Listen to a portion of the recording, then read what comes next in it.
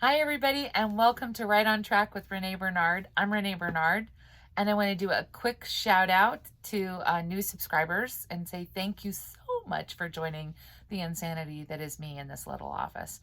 But Carmel Lunacy and also Francine Infortunio, welcome to the site, and I see you, Gina Dana.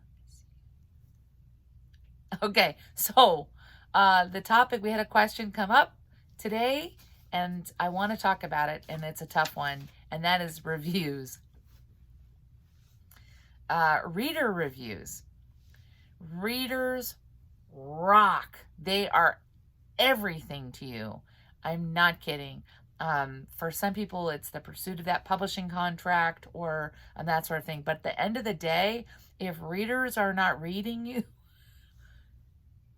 what are we doing? Like it all, the dance ends quickly without readers. So it's like being a musician and there's nobody in the room. It's kind of hard. So, but all that being said, and we adore readers, and reader reviews can help. They can boost you. They can, let's face it, that it helps to have a certain number of stars, let's say, on Amazon. If somebody does, they're looking that up, they'll check. They'll check, okay, what's the ranking? Where are we at? What am I spending my money on here? But it is a double-edged sword. And the bottom line is that I don't want you to measure your worth as a writer with reader reviews. And here's why. And I love readers. If you are posting genuine reviews and if you love a book, you post a review. That's how the ideal situation works. The polite thing is if you can't say anything nice, don't say anything at all. But honestly, if you truly dislike it, they'll say, and they'll say why. A good review, even if it's a low review, will say, this is it, I didn't like it, here's why, here's the issues. But for an author, that's a rabbit hole. I don't want you reading every negative review. The best thing to do is maybe have a critique partner take a little look and see if themes are coming up over again and again.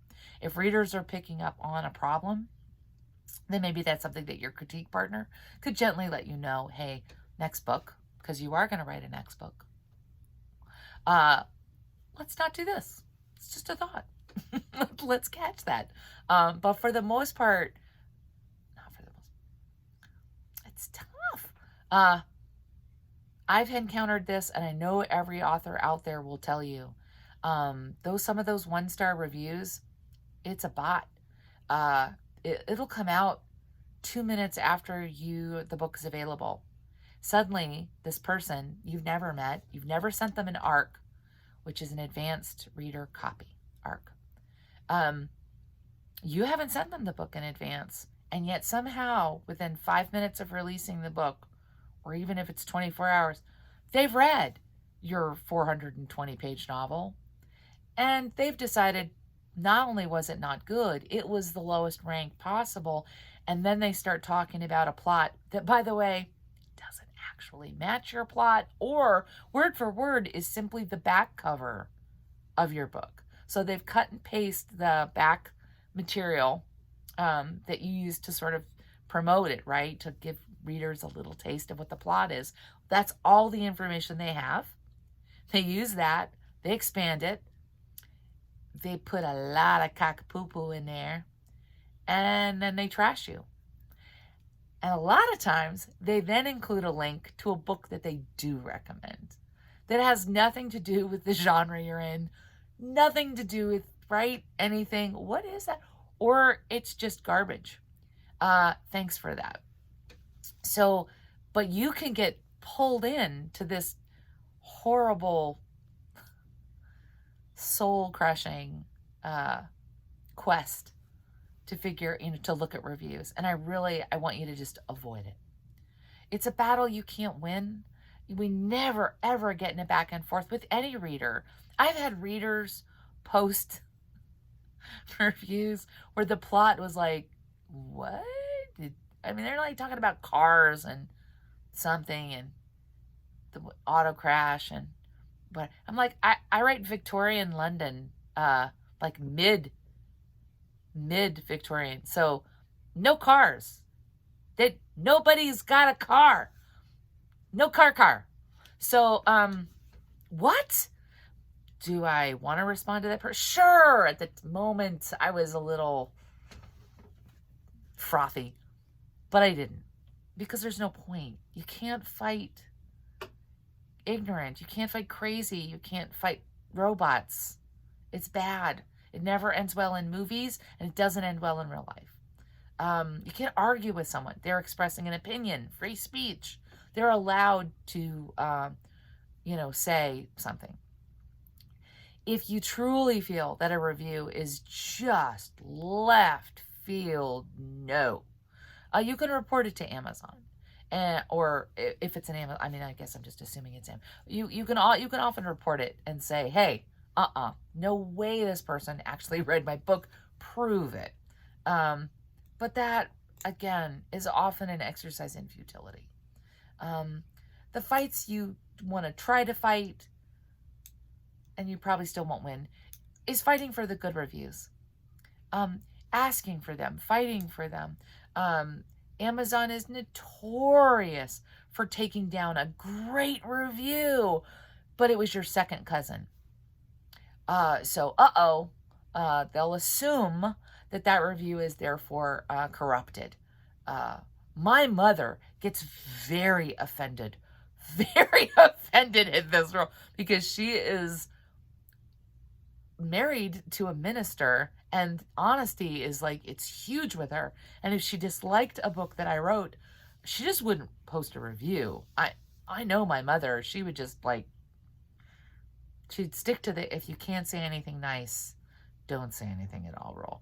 But it's my mother. And so Amazon assumes that is therefore a corrupt review or not an authentic voice. And so, whoop, it's brutal. It means all of the friends and family that want to support and love you and show you with a great review may have an uphill climb. If that's changed, put a comment below or let me know because yikes. I don't even ask for reviews. From friends and family because there's no, I sort of learned the hard way. There might not be a point to that. Anyway, oh my God, I'm going on and on. I guess what I want to try to tell you is that your compass for writing, right? It's delicate. And reviews, that's an oubliette. And you just don't go there. Don't put your creative energy there. Don't let other people rain on your parade, to paraphrase Barbara Streisand. Thank you, funny girl. I did love that movie. It's not worth it. But you know what's worth it? You're worth it. And the book that you're working on and the next book and the next book and the next book, worth it. So again, critique partner, you can put in a buffer, a critique partner that's picking up on cues. If you're making major mistakes, stop making them. But if somebody that really didn't like your genre to begin with and picked it up, and then you're writing science fiction and then they hate it because your book has robots in it, and you're going, it's robots. What the hell? That's not the voice you need to. That's not your muse, okay? That person, you don't let them in your head. All right? It's the most valuable real estate you have. So do not let them in there. Okay. All right. So everybody stay right on track. Ignore the haters. Hang in there. But again, I rambled a bit. So if you have a specific question or if I missed something, which is so possible, talk to me. But overall, I guess the message I wanted to say is stay positive and stay right on track. Okay.